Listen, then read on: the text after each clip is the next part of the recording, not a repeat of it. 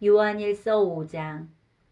예수님께서 그리스도이심을 믿는 사람은 모두 하나님의 자녀입니다. 아버지를 사랑하는 사람은 또한 그분의 아들도 사랑합니다. 우리가 하나님의 자녀들을 사랑한다는 것을 언제 알 수 있습니까? 그것은 우리가 하나님을 사랑하고 하나님의 명령을 지킬 때에 알 수 있습니다. 하나님을 사랑한다는 것은 그분의 명령을 지키는 것을 의미합니다. 하나님의 명령은 우리가 지킬 수 없을 만큼 그렇게 힘든 것이 아닙니다. 하나님의 자녀라면 누구나 다 세상을 이길 힘을 갖고 있습니다. 세상에 대해 이길 수 있는 승리는 우리의 믿음에 있습니다. 그러므로 세상을 이길 수 있는 사람은 예수님께서 하나님의 아들이심을 믿는 사람인 것입니다. 예수 그리스도는 물과 피로 오신 분이십니다. 그분은 단지 물로만 오신 것이 아니라 물과 피로 오셨습니다. 그리고 성령께서 이것이 사실임을 말씀하시고 계십니다. 성령은 곧 진리입니다. 그러므로 증언하는 세 증인이 있으니 곧 성령과 물과 피입니다. 이 셋의 증언은 서로 일치하고 있습니다. 사람들이 어떤 것이 사실이라고 말할 때 우리는 그것을 믿습니다. 하물며 하나님께서 말씀하신 것은 더욱더 중요하지 않겠습니까? 하나님께서는 당신의 아들에 관한 진리를 우리에게 말씀해 주셨습니다.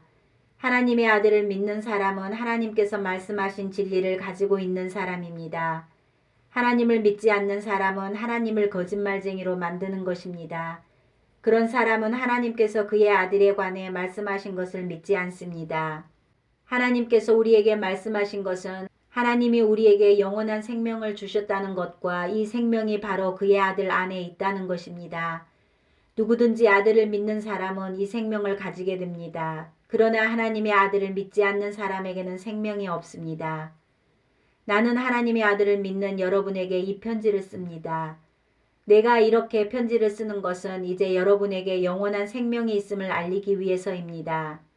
우리는 아무런 의미 없이 하나님께 나아올 수 있습니다.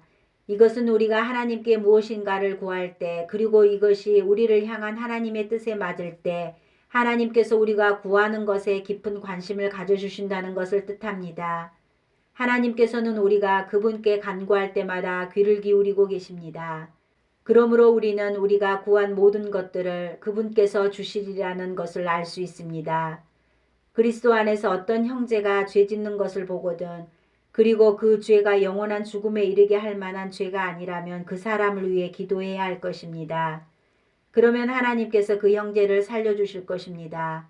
나는 지금 영원한 죽음까지는 이르지 않을 그런 죄를 지은 사람들에 관해 이야기하는 것입니다. 죽을 만한 죄가 분명히 있습니다. 내가 말하는 것은 그런 죄를 위해서까지 기도하라는 것은 아닙니다. 잘못 행하는 것은 다 죄지만 영원한 죽음에 이르지 않는 죄도 있습니다. 하나님의 자녀가 된 사람은 계속해서 죄를 지을 수 없다는 것을 우리는 알고 있습니다. 하나님의 아들이 그를 지켜주심으로 악한 자도 그를 해칠 수 없습니다. 우리는 우리가 하나님께 속하였음을 분명히 알고 있지만 이 세상은 악한 자가 지배하고 있습니다. 하나님의 아들이 오셔서 우리에게 깨달을 수 있는 능력을 주셨기에 이제 우리는 진리이신 하나님을 알 수 있게 되었습니다. 우리의 생명은 참되신 하나님, 곧 그분의 아들 예수 그리스도 안에 있습니다. 그는 참 하나님이시며 영원한 생명이십니다. 그러므로 사랑하는 자녀 여러분, 여러분 자신을 우상으로부터 멀리하도록 지키십시오.